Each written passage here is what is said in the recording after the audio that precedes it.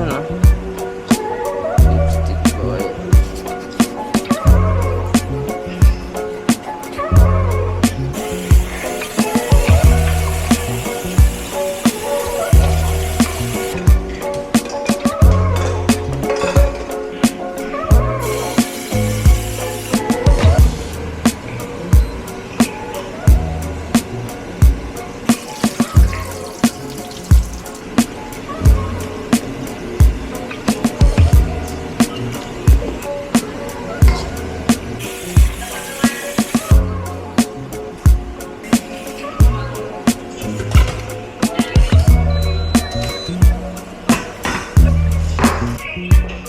Luto tayo ng baka na naman.